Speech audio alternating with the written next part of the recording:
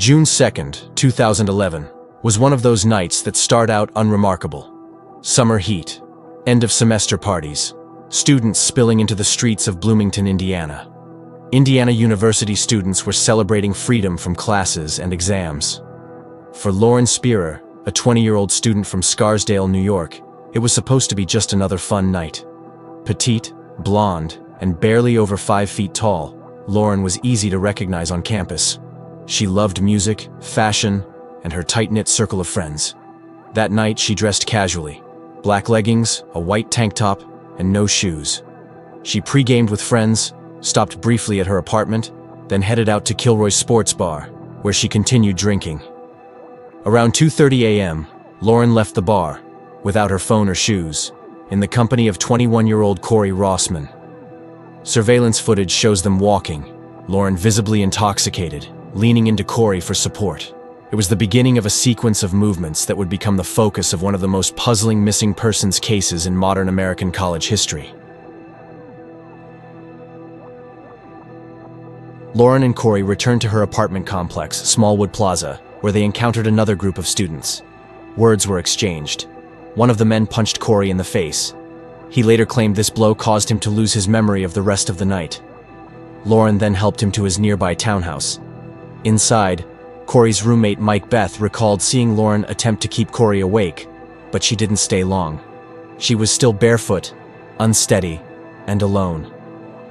From there, Lauren made her way to the apartment of another friend, Jay Rosenbaum, sometime around 3:30 a.m. Jay noticed a bruise under her eye, which she couldn't explain. She borrowed his phone to make 2 short calls, neither of which were answered. According to Jay, Lauren declined to stay the night.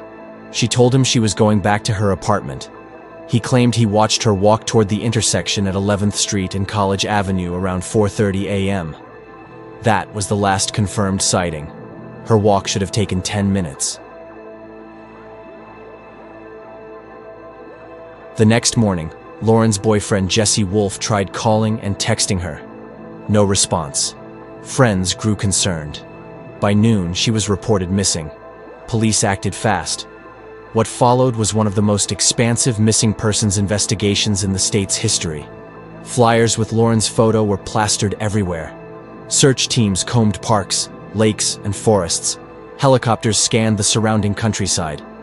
Her parents arrived within 24 hours to join the search. Nothing. Not a shoe. Not a phone. Not a single clue. Security cameras showed her earlier in the night, walking, wobbling, laughing, but none captured her final walk home. None captured what happened next. As attention grew, so did suspicion. The last 3 people to see Lauren, Rossman, Beth, and Rosenbaum, quickly became the focus of the investigation. Each of them lawyered up early. None were ever officially named suspects, but their behavior, hiring lawyers, declining polygraphs, sparked public speculation. The Spierer family made their suspicions clear. They believed Lauren died that night, possibly from a drug or alcohol-related cause, and they believed someone who had been with her had hidden her body out of fear. Her friends admitted she had been drinking heavily. There were also rumors of drug use that night, possibly cocaine or prescription stimulants. Lauren had a medical condition called long QT syndrome, which affects the heart and can be triggered by stress or stimulants. A combination of alcohol and drugs could have stopped her heart. But again, no body, no answers. One of the biggest questions was, if she collapsed or died, why did no one help? Why wasn't 911 called? Why did no one search for her in the moment? Just 4 years later, another Indiana University student, Hannah Wilson, went missing. Her case unfolded with haunting similarities. She had also been out drinking. She also disappeared late at night, but her body was found 2 days later. The man responsible, Daniel Messel, had a long history of violent offenses. After his arrest, police considered whether he could be linked to Lauren's case. Messel's phone records placed him in the area back in 2011, but investigators never found a direct connection. Still, the theory persists in online discussions. Messel was the kind of predator who could have seen Lauren, vulnerable and alone, and acted on impulse. In 2013, Lauren's parents filed a civil lawsuit against Rossman and Rosenbaum. They alleged the young men had contributed to Lauren's death through negligence. The lawsuit was ultimately dismissed. The court found no legal grounds to hold them liable. But the suit was never about money. It was about forcing the truth out of hiding. Lauren's father, Robert Spierer, continued to speak out. He said the silence from the last people to see his daughter was its own form of cruelty. "All we want is the truth," he told reporters. "We're not trying to ruin lives. But if you know what happened and you stay quiet, you are part of the pain." Lauren's story didn't disappear. It went digital. Online forums like Reddit kept the case alive. True crime podcasts featured it repeatedly. YouTubers made elaborate breakdowns of timelines and inconsistencies. Private citizens mapped out her known path, calculated distances, and speculated on every detail. Dozens of tips poured in over the years, some hopeful, others disturbing. A body found here. A girl matching her description seen there. Psychics weighed in. Cadaver dogs picked up weak scents that led nowhere. Time passed, but theories multiplied. Among them, she was trafficked. She left voluntarily. She was hit by a car and secretly buried. She drowned in a construction site. Each theory had a twist, a variation, a what if, but none ended in truth. Lauren's parents didn't fade into the background. They became relentless advocates. They returned to Bloomington often, met with police, and updated the website findlauren.com. They posted age progression photos and pressed for national media attention.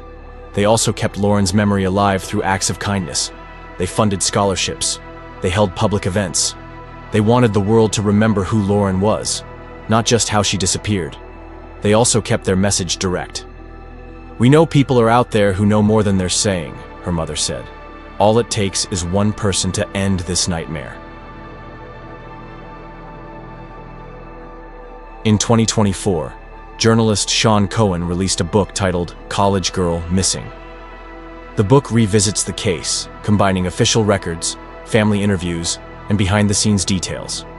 Though it offered no new bombshells, it gave the public a clearer view of just how flawed the investigation had been. Missed chances, incomplete statements, unexplored leads. Cohen's book reignited public interest, but again, no arrest, no remains, no closure. Lauren's disappearance isn't just a headline from 2011. It's a shadow still cast over Bloomington. Every summer, as new students move into the dorms, the story is whispered again. She becomes a warning, a mystery, a name you don't forget. She was 20 years old, her life was just beginning, and in a matter of minutes, she was gone. What happened that night between 4:30 a.m. and sunrise? Was it a fatal mistake by people she trusted?